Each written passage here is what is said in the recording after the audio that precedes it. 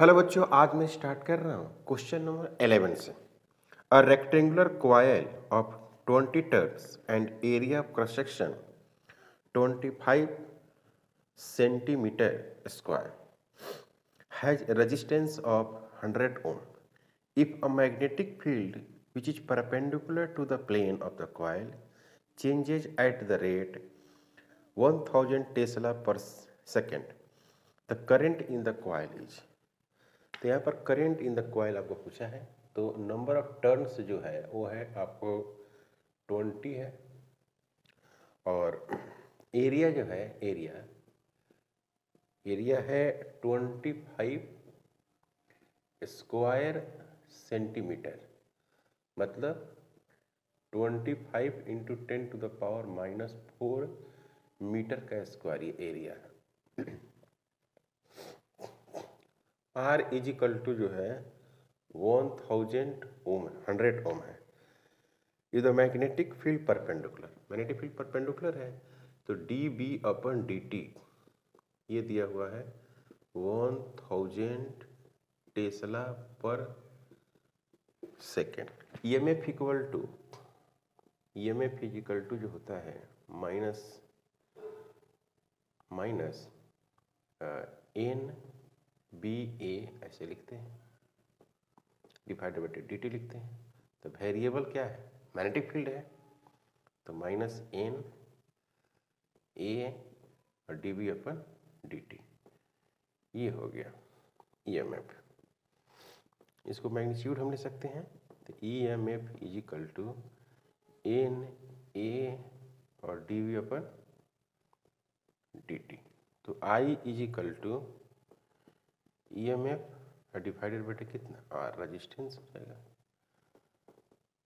तो I is equal to हो गया N A D B upon D T divided by R. तो ये हो जाएगा I is equal to N के बदले में 20 है और ए के बदले में 25 इंटू 10⁻⁻⁴ है, into D B upon D T.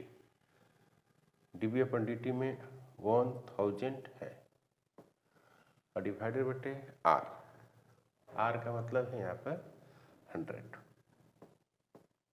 ये और ये कैंसिल हो गया और 25 दूना 50, 500 हो जाएगा। तो यहाँ पर हो गया 500, पहले से 10 है, 10⁻⁻⁴। तो ये हो गया आपको 3 जीरो हटेगा, 5 इंटू 10⁻⁻⁻⁴, 0.5 एम्पियर। यही हो गया आंसर, 0.5 एम्पियर, मतलब कि आंसर जो होगा वो सी होगा। Okay, question number 12। A magnetic field of 2 into 10⁻⁻² Tesla acts at a right angle to the coil of area 100 centimeter square with 50 turns. ठीक है, the average EMF induced in the coil is 0.1 when it is removed from the field in t second. The value of t is, पहली बात कि आपको 2 into 10⁻⁻² tesla और एट रेक्ट area दिया हुआ है 100 सेंटीमीटर का square, 100 into 10⁻⁻⁴ metre square area हो गया। टर्न्स दिया हुआ है 50। Average EMF induced, EMF average दिया हुआ है 0.1 वोल्ट। तो टी आपको कैलकुलेट करना है, टी। तो EMF average is equal to होगा एन बी और A divided by T minus 0। तो EMF average is equal to N इन के बदले है 50 है और बी है 2 × 10⁻⁻² है और एरिया का वैल्यू है 100 10⁻⁻4 और डिवाइडेड बैठे एवरेज ईएमएफ। तो यहाँ पर एवरेज ईएमएफ का वैल्यू है 0.1, ठीक है, और यहाँ पर टी आ गया। तो टी इक्वल टू ये हो गया 10, 100 हो गया, यहाँ पर 100 हो गया, तो ये पूरा कैंसिल हो जाएगा इससे। यहाँ पे 10⁻⁻1 हो जाएगा। टी इक्वल टू 0.1 सेकेंड होगा और यही हो गया answer. Clear? Question number 13, N electrons move on a straight line path xy as shown, full stop. The ABCD is a coil adjacent to the path of electron, full stop.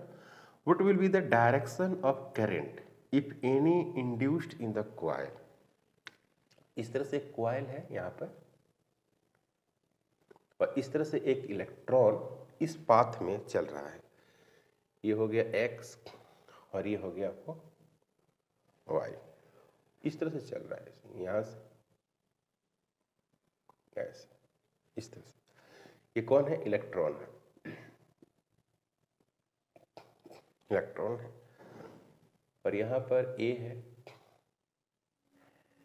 B है, C है और D है, ऐसे है।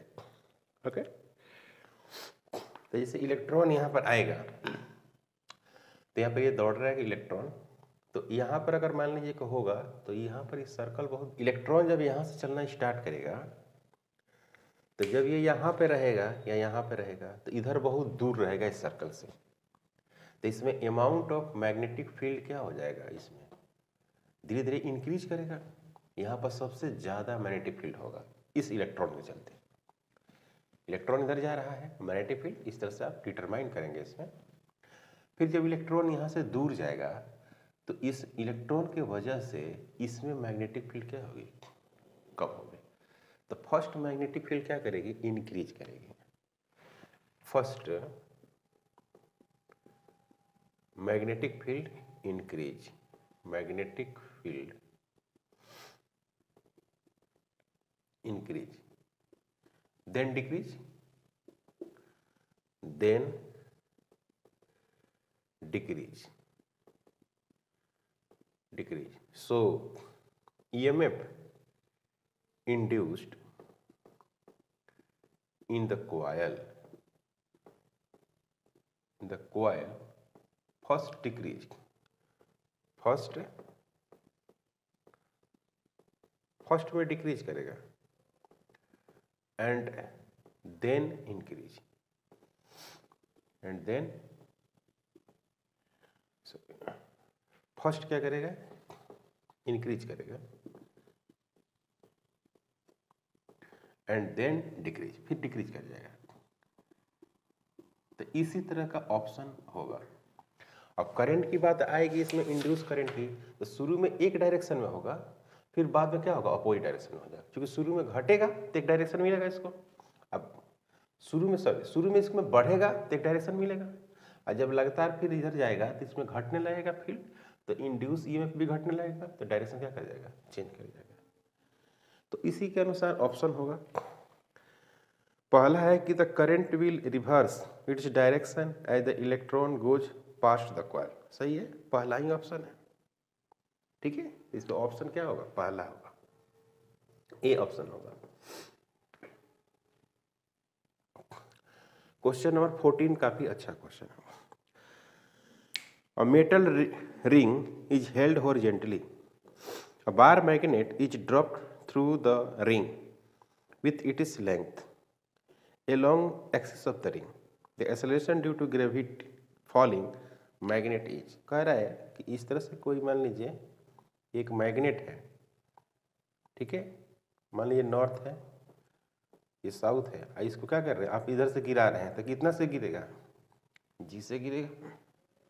अब कह रहा है कि इसमें एक रिंग लगा दिए यहाँ पर, और यहाँ से मैग्नेट को आप गिरा रहे हैं, साउथ है ये नॉर्थ है, और इस तरह से कोई मैग्नेट आ रहा है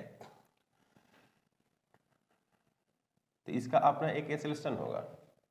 क्यों? क्योंकि इसमें जो है ना मैग्नेटिक फील्ड जो है ऐसे जनरेट हो जाएगी, मैग्नेटिक फील्ड,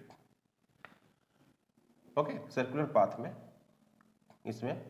तो इसमें क्या होगा कि जब ये अंदर आएगा तो इसी तरह से इसमें करंट हो जाएगा, इस तरह से करंट आ जाएगा और इसके मैग्नेटिक फील्ड इससे पास करेगी ऐसे। तो यहाँ पर भी क्या बन जाएगा, एक नॉर्थ बन जाएगा। तो ये नॉर्थ इसको नॉर्थ को रिपेल करेगा लेंज लॉ के अनुसार। लेंज लॉ में आप पढ़े होंगे, लेंज लॉ, कि अगर किसी मैग्नेट को आप सीधे इधर ला रहे हैं कॉइल में तो उसमें क्या होगा, फ्लक्स इसमें चेंज करेगा, इस कॉइल में फ्लक्स चेंज करेगा। तो फ्लक्स जब चेंज करेगा तो इसमें क्या होगा, करंट इंड्यूस कर जाएगा इस कॉइल में। और करंट इंड्यूस जब करेगा तो वो करंट क्या करेगा, इस मैग्नेटिक फील्ड का अपोज करेगा। तो अपोज कैसे करेगा, इसमें करंट जो होगा एंटी क्लॉकवाइज होगा और यहाँ पर नॉर्थ पोल बनेगा तो उसको अपोज करेगा। समझे बात को? तो इस तरह से हो जाएगा, ये खुद मैग्नेटिक फील्ड इधर निकालेगा और इस मैग्नेटिक फील्ड को कैंसिल करेगा, मतलब अपोज करेगा। तो ये जो एक्सेलरेशन है, ये वाला एक्सेलरेशन, वो जी से क्या हो जाएगा, छोटा हो जाएगा। बस समझे? सॉरी, जो ए है ए, वो जी से क्या होगा, छोटा हो जाएगा। जो ए होगा वो जी से छोटा हो जाएगा, क्योंकि फ्री फॉल नहीं आ पाएगा, ये रोकेगा उसको, तो स्लो आएगा। यहाँ पर जी से आता था, अब यहाँ पर जी से नहीं आएगा। तो ऑप्शन में आपको दिया हुआ है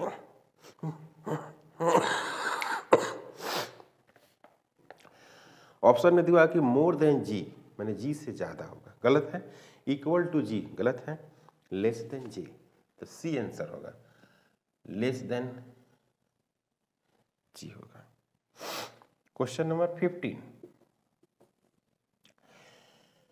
15 क्वेश्चन में है कि Faraday law are consequence of conservation of. तो फैराडे जो लॉ है कंजर्वेशन ऑफ एनर्जी पे लॉ है। Faraday law based on conservation of energy.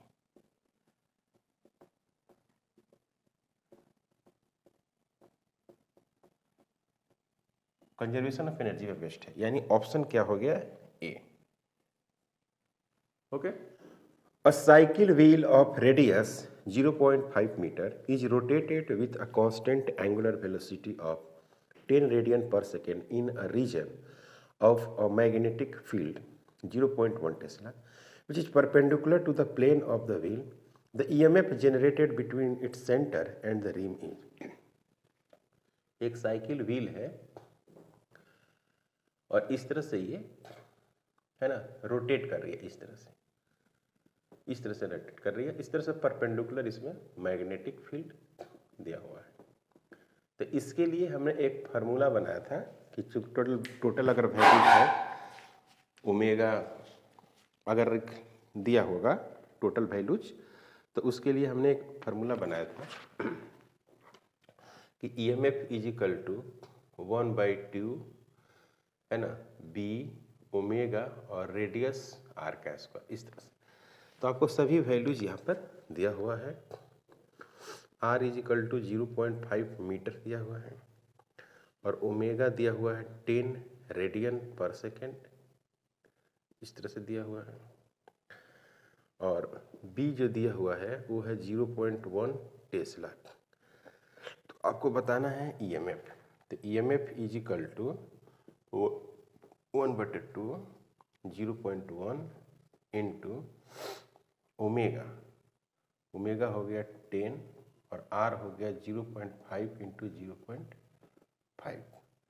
Okay, तो इससे ये कैंसिल हो जाएगा, तो यहाँ पर आ जाएगा 0.25 डिवाइडेड बाय 2, ऐसे लिख सकते हैं आराम से। तो यहाँ पर आप लिख सकते हैं 0.125 वोल्ट, ये आंसर होगा। ओके, इस तरह से जब सर्कुलेट करती है तो ऐसे ही आंसर होता है, बी इसका आंसर है।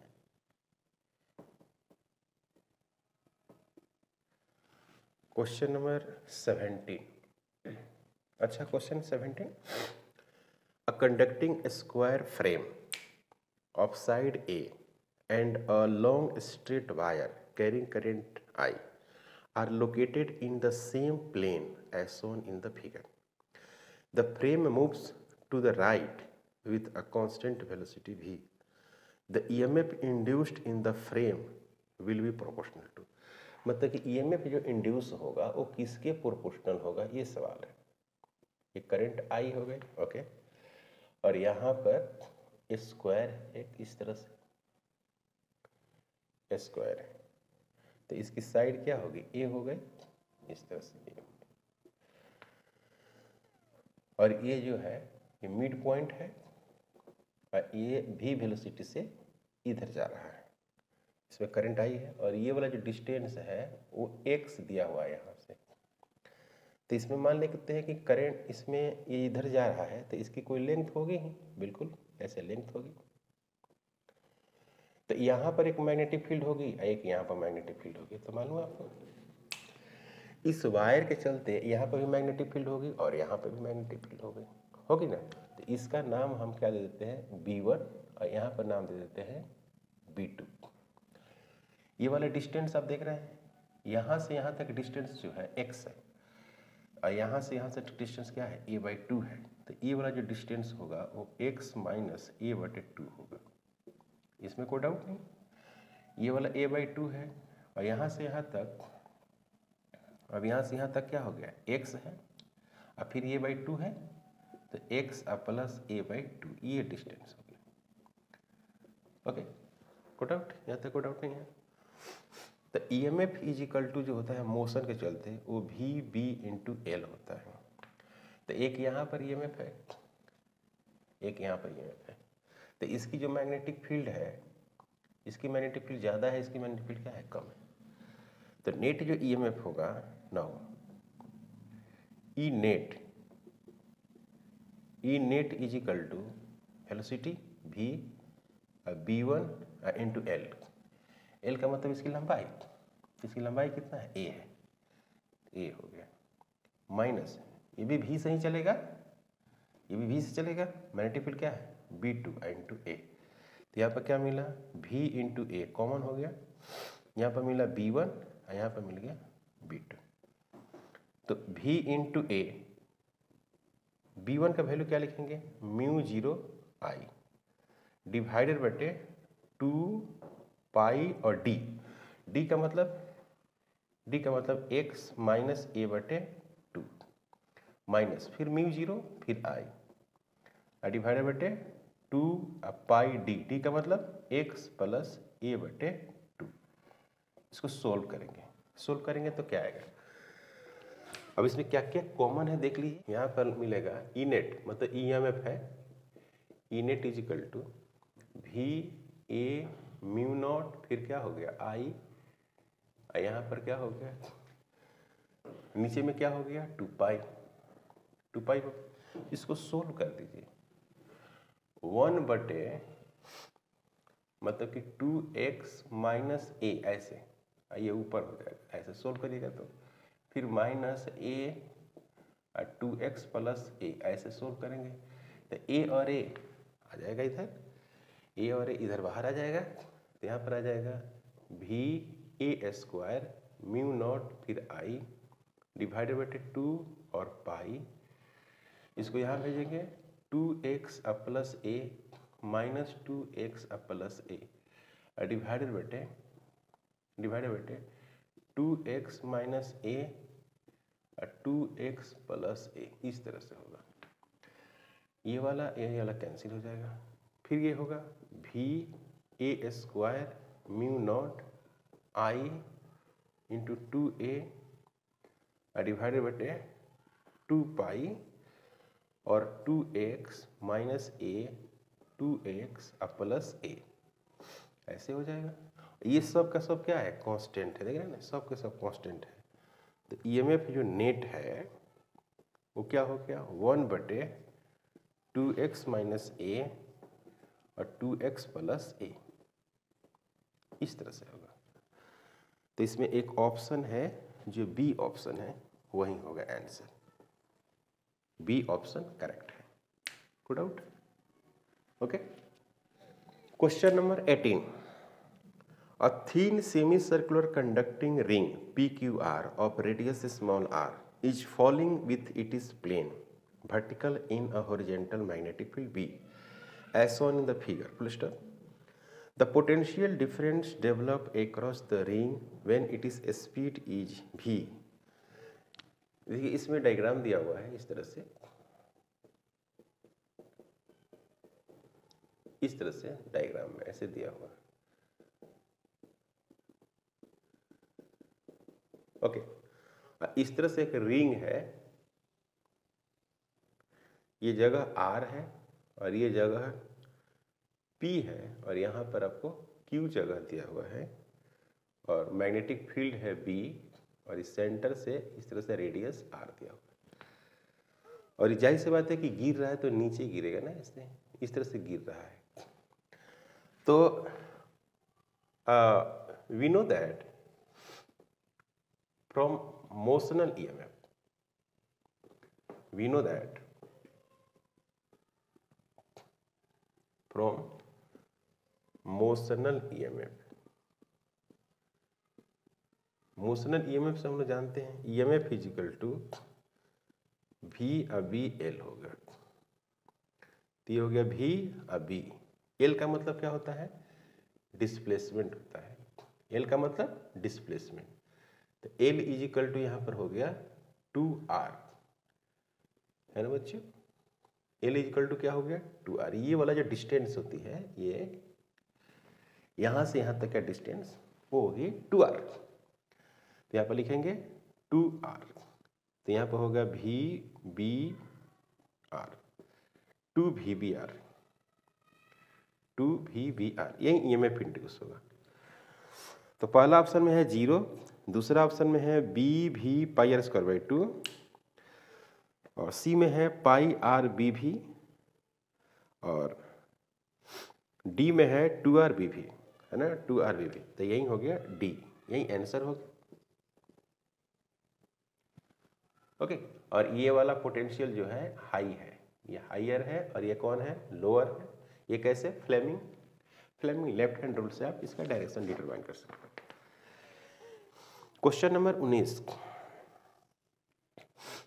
करके straight conductor of length 0.4 metre is moved with speed 7 metre per second perpendicular to the magnetic field of intensity दिया हुआ है। द इंड्यूस्ड EMF इज, सब दिया हुआ है, लेंथ दिया हुआ 0.4 मीटर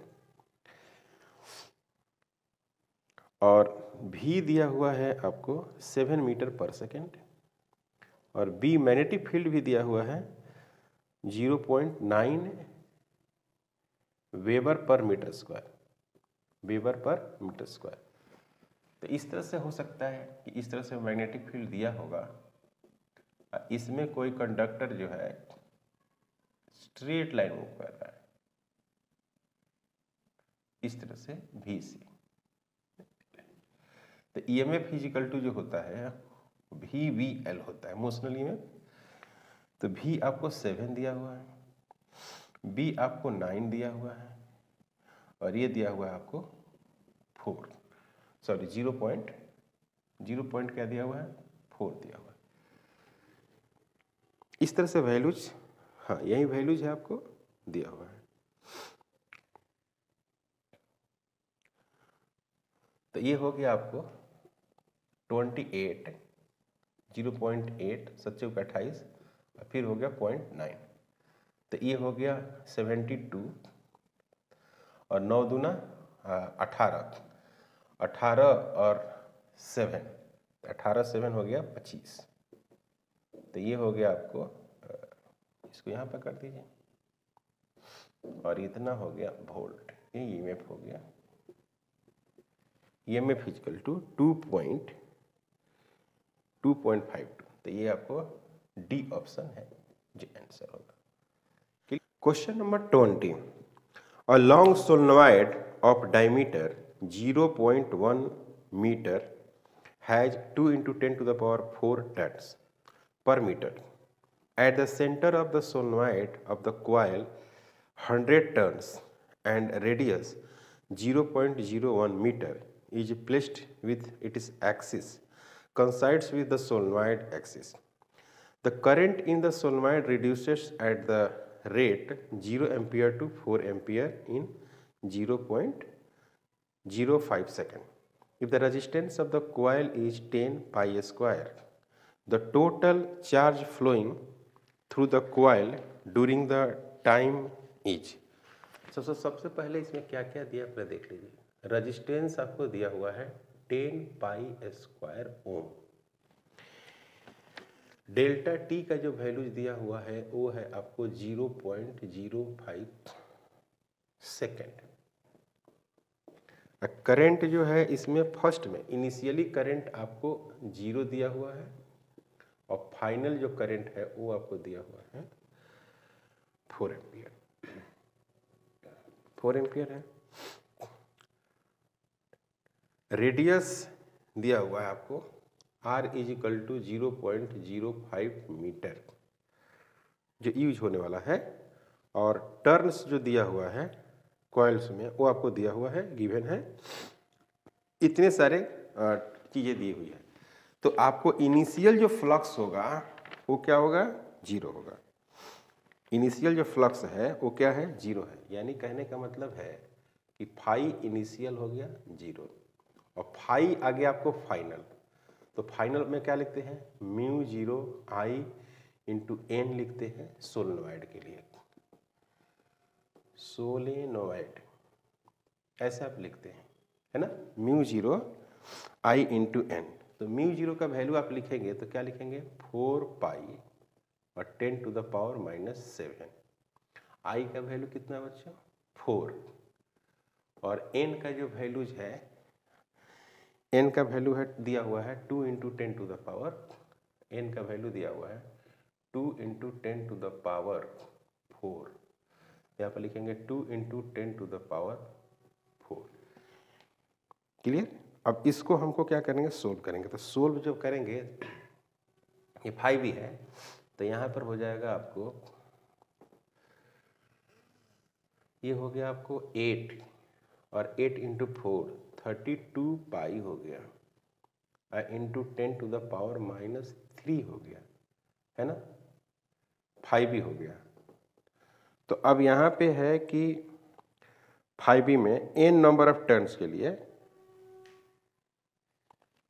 सॉरी ये 5 ही नहीं ना, ये मैग्नेटिक फ्लक्स है, ये गलत लिखा रहा है ना, ये 5 ही नहीं है बच्चों, ये मैग्नेटिक फील्ड निकाल रहा है ना, मैग्नेटिक फील्ड है, ये निकाल रहे हैं मैग्नेटिक फील्ड। B बराबर म्यू 0 आई सोलेनोइड का होता है। तो 5 इनिशियल 0 है, B इनिशियल भी क्या कर सकते हैं? 0।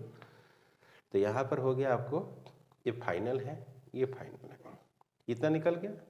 तो अब हमको क्या करना है कि ये किससे पास कर रहा है? एक स्मॉल रेडियस के क्रॉस सेक्शनल एरिया से पास कर रहा है, जो आपको दिया हुआ है क्वेश्चन में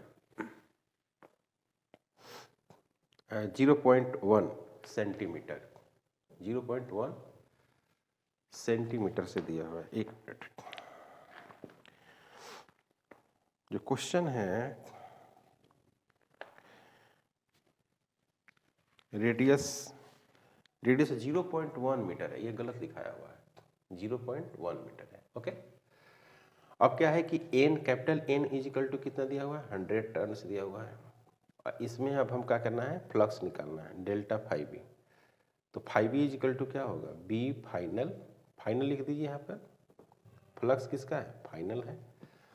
तो B final into N into A, number of turns भी है इसमें, तो ये हो गया 32 into 10 to the power -3, number of turns 100, और एरिया जो हो गया पाई आर का स्क्वायर।